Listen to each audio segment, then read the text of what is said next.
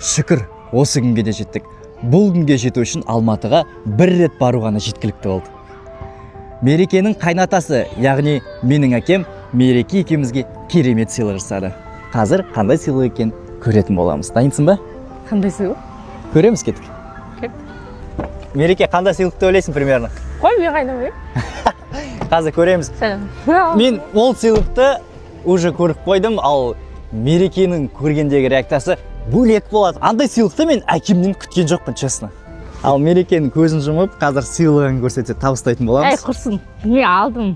Сен көрмей аттың ба? Түсінді ма? Нормально ба? Қазір нормально. Жүрші нормально. Қорқам. Неден? Көзімді ач, Алматыға қыдыртып шетелге жолдама берейін жатқанша тоқтатпайды. Шетелге жолдама? Жалпы енді шетелдің сәл қатысы бар, көзіңді ашайын ба? Дайынсың ба, Балпан?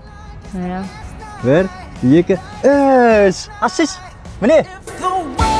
Тада.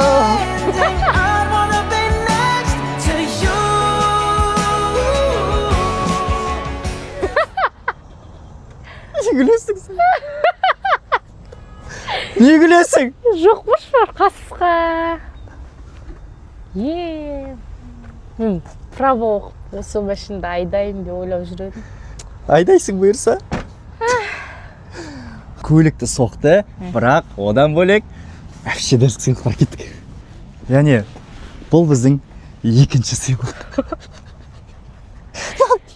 Еще папа не прав қой, прикинь. Мереке, менде көз жас кетіп отыр. Еба, фаш қып тағам. Жоқ. Ойлашы, өзіміздің мәшін бар, еще біреудің мәшінесі бар. Екі мәшін шүкір осылай қораға кірді екен.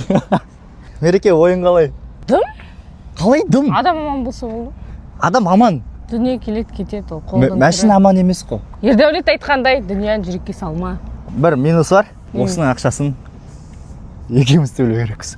Мен істеймін, мен сірә үйде жатқан декреттегі адам. Екеуміз төлеу керекпіз дегенде, өзің табасың да.